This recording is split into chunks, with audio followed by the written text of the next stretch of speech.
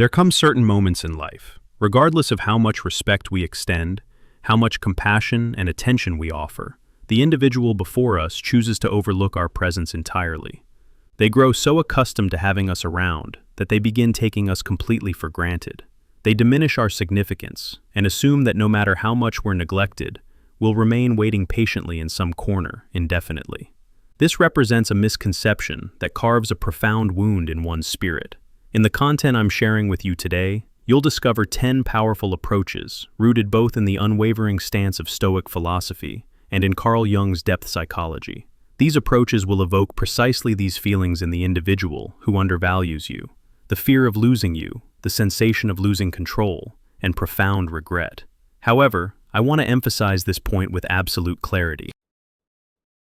What I'm about to describe is not a revenge scheme or a cheap emotional manipulation recipe. This is entirely about taking command of your own life, strengthening your dignity, and as Jung would say, integrating with your own authentic self.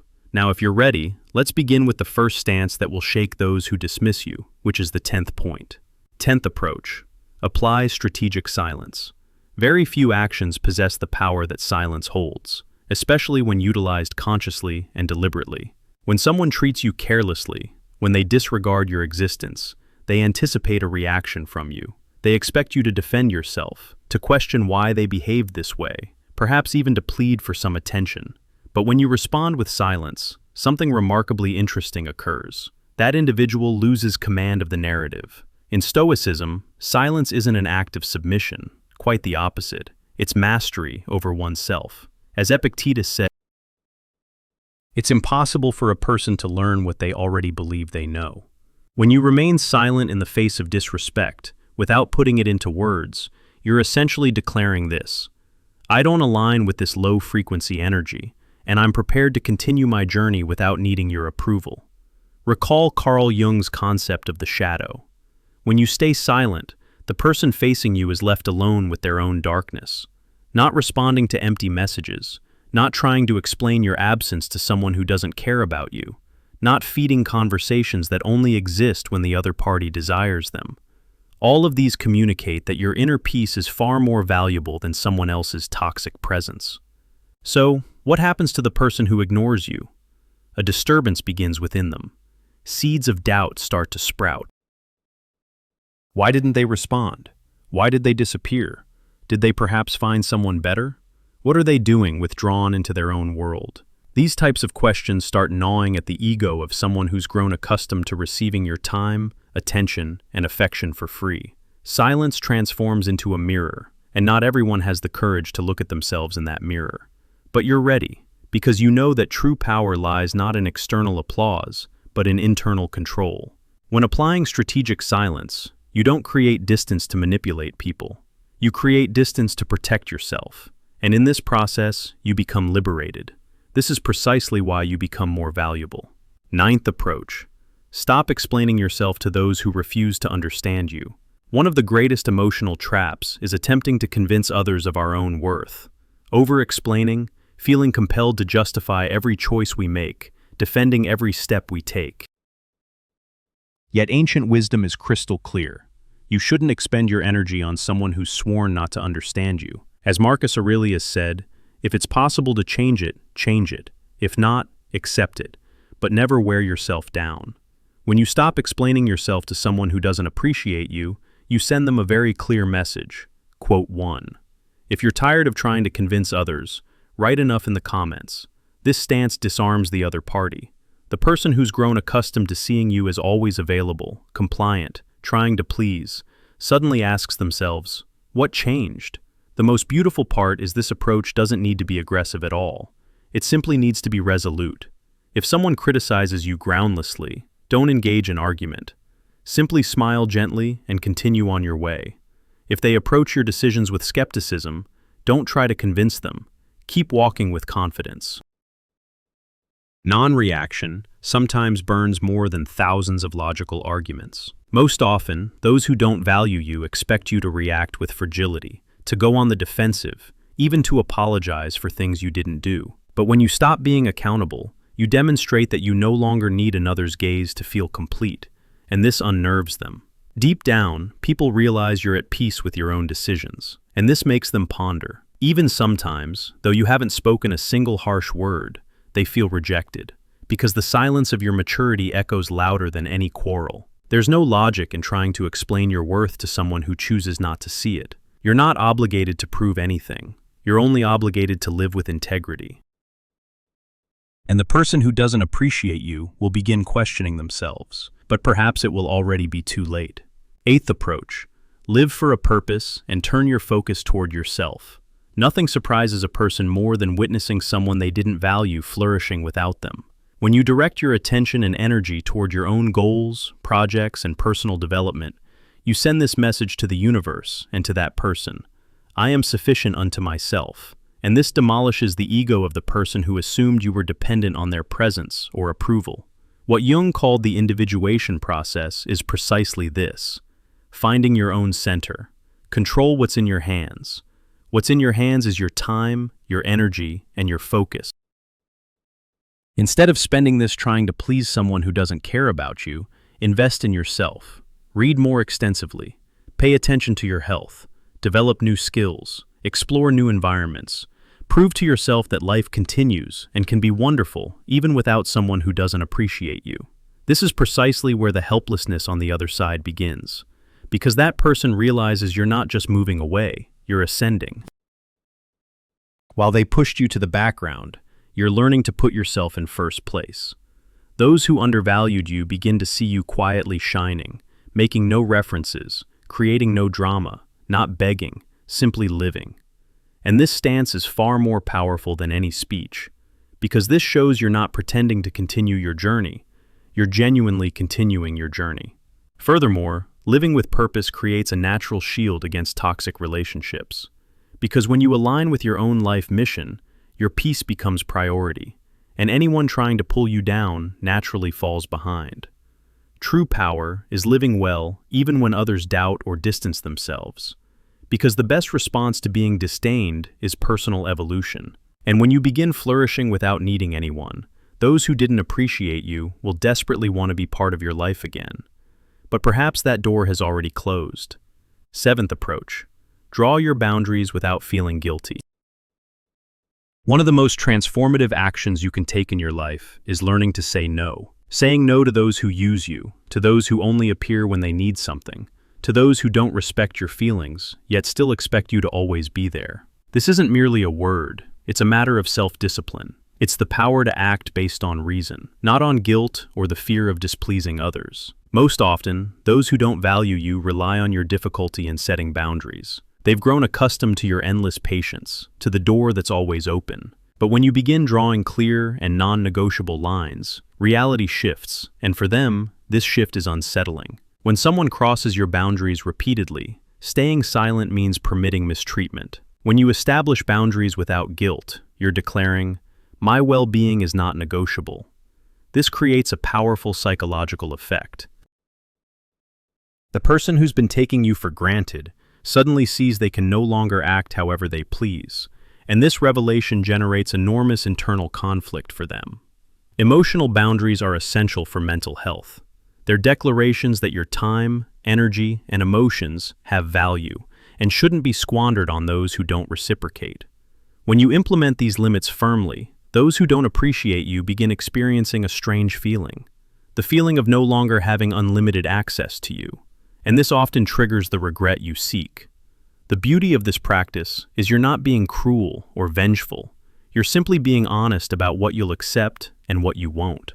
And ultimately, those who genuinely care about you will respect these boundaries, while those who don't will naturally drift away, which is precisely what should happen. Sixth approach: don't argue with those who undervalue you. Engaging in discussions with someone who's already decided not to respect you is wasted energy. When you try defending yourself or proving your right to someone who's determined to misunderstand you, you're entering a game you cannot win. The Stoics understood this profoundly. They believed intelligent people don't waste words on those unwilling to listen. When someone diminishes your worth and you respond by trying to convince them otherwise, you're essentially validating their opinion matters to you. But when you choose not to engage, when you refuse to enter their court, you're sending an unmistakable signal. Your assessment of me holds no weight in my world. This doesn't mean being passive or allowing yourself to be trampled. It means recognizing which battles deserve your energy and which ones don't. Someone who's made up their mind to devalue you won't be swayed by your arguments, no matter how logical or well-presented they are. They've already chosen their position, and trying to shift it only drains you. The person who doesn't value you often seeks precisely this engagement. They want to see you struggle, defend yourself, become emotional. When you deny them this satisfaction, when you remain composed and detached, it confounds them. They lose the power they were attempting to exert over your emotional state. Remember Jung's teaching about not casting pearls before swine. Your insights, your explanations, your justifications are valuable, but they shouldn't be offered to those who lack the capacity or willingness to appreciate them. Save your energy for those who genuinely seek to understand, who approach you with good faith and openness. When you stop arguing with someone who undervalues you, you reclaim your peace. You stop allowing their limited perspective to dictate your emotional landscape. And ironically, this often makes them question themselves more than any argument ever could. Your calm refusal to engage speaks volumes about your self-assurance and inner strength. Fifth approach: maintain your composure regardless of their criticism. One of the most liberating realizations is that other people's opinions of you are merely reflections of their own internal state, not statements of objective truth about who you are. When someone who doesn't value you offers criticism or judgment, they're revealing more about themselves than about you. Stoic philosophy teaches us that we cannot control what others think, say, or do. We can only control our response to it. When you maintain your composure in the face of criticism from someone who's already demonstrated they don't respect you, you're exercising the highest form of self-mastery. This doesn't mean criticism never contains useful information. Constructive feedback from those who genuinely care about your growth can be invaluable. But there's a profound difference between feedback offered in good faith and criticism designed to diminish or control you. Learning to distinguish between these is crucial. When you decide not to allow criticism to affect your emotional state, the criticism loses its power. When the person who ignores you realizes that nothing they say can disturb your equilibrium, they lose control of the dynamic, and then they begin asking themselves, why aren't they reacting? This question drives them into helplessness. True freedom is controlling your reactions. When you're unshakable, you not only protect yourself from external criticism, you also strengthen internally. You know that your peace depends solely on you, not on the words of those who don't appreciate you. Fourth approach: preserve your dignity even when alone. One of the most powerful lessons is this: our dignity doesn't depend on whether others are beside us or not, but on how we treat ourselves in every circumstance. When someone doesn't value you, the biggest mistake is trying to ingratiate yourself through self-degradation or remaining vulnerable so they'll see your pain. But wisdom teaches us to protect our honor even when no one's watching. As Seneca wrote, a person finds their greatness most in solitude. Protecting your dignity in the face of humiliation or being ignored is a practice of emotional self-sufficiency. You don't need anyone to approve of you or validate who you are. Your worth comes from your character and your stance, not from external applause. When you can stand tall even when no one's watching you, even when you're alone, you broadcast a silent message of strength. The internal wholeness Jung spoke about is tested precisely in these moments of solitude. When the person who doesn't appreciate you senses this, they're shaken. How can they continue? How can they stand so firm without my attention? This sense of inner strength is something no one can take from you. Sometimes those who belittle you expect you to fall apart, to need their approval to move forward. But when you maintain your integrity without depending on another's gaze, the other party feels the loss. And often this feeling of loss is the key to awakening regret in the person who never knew how to give you the value you deserve. Ultimately, you become even stronger, because true power is the capacity to live according to your own principles, regardless of what others think or do. And by protecting your dignity in solitude, you consolidate this power. Those who don't appreciate you may realize too late, but what they lost wasn't just physical contact. They lost the chance to be close to someone genuinely authentic and powerful. Third approach: don't fear continuing your path without announcement. Most often, those who don't value you expect you to warn them before severing ties, to explain why you're distancing yourself, or to give them one last chance for things to change. But true power comes from the ability to move forward without being obligated to provide justifications or explanations to others. One of life's most fundamental principles is accepting impermanence. Nothing lasts forever, not even relationships. If someone doesn't value you, that person has actually already distanced themselves from you emotionally. Perhaps what you need to do is recognize this before this distance transforms into an unhealable wound. Instead of waiting for the perfect moment to leave or feeling obligated to be accountable, your approach should be simple. If the other party doesn't value you, accept that the relationship has an expiration date, and don't fear continuing your path without explanation, without making noise, without looking back. This is liberating. When you sever ties without thinking about what the impact will be, you display tremendous confidence that you can be happy without that person's approval. And this alone creates a psychological shock in the other party. If you're ready to be happy without asking anyone's permission, write quote 4 in the comments. The person who doesn't appreciate you starts asking, why didn't they ask my permission? Why didn't they defend themselves? This stance isn't vindictive. This is the choice to prioritize your own well-being without being accountable to someone who never gave you the value you deserve. Life is too short to be wasted on relationships that don't contribute to your growth and inner peace. And when you realize this, the person who doesn't appreciate you feels the void of what they lost. And when they see you don't want them back, they often descend into helplessness. Second approach. Value your achievements without waiting for recognition.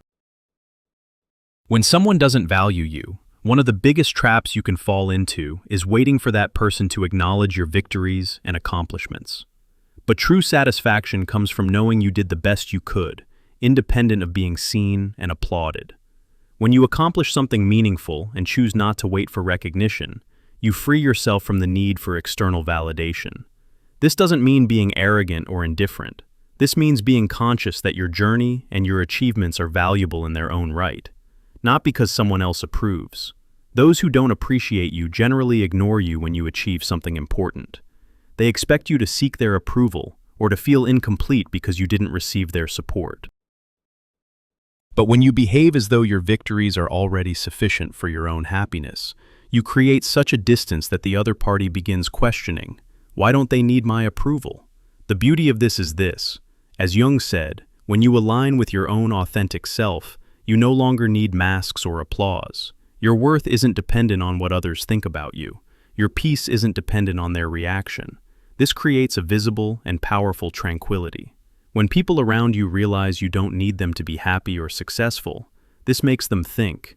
And those who don't appreciate you often find themselves in an uncomfortable position because they couldn't impact your journey. This is a silent empowerment. Accomplishing something and simply continuing your path, without waiting for applause from those who don't appreciate you, creates space for genuinely important people to notice your worth effortlessly, without theatrics, through consistent actions alone. First approach. Become emotionally self-sufficient. The most powerful stance you can adopt towards someone who doesn't value you is to be emotionally self-sufficient. This means you're not dependent on others' approval, attention, or affection to feel your life is valuable. You alone are enough, and this internal understanding is one of the greatest sources of power. Our emotions should not be governed by external factors. As Epictetus said, happiness depends on us, not on others. When you internalize this idea, you begin understanding that the only person who can truly affect your emotional state is yourself. Others can attempt to destabilize you, but the power to choose how you feel belongs to you. When you're emotionally self-sufficient, you create a natural shield against belittlement or indifference. The person who doesn't appreciate you realizes their efforts to make you feel inferior or deflect you from your path no longer work. You're no longer at the mercy of their words or attitudes. You're already complete and whole.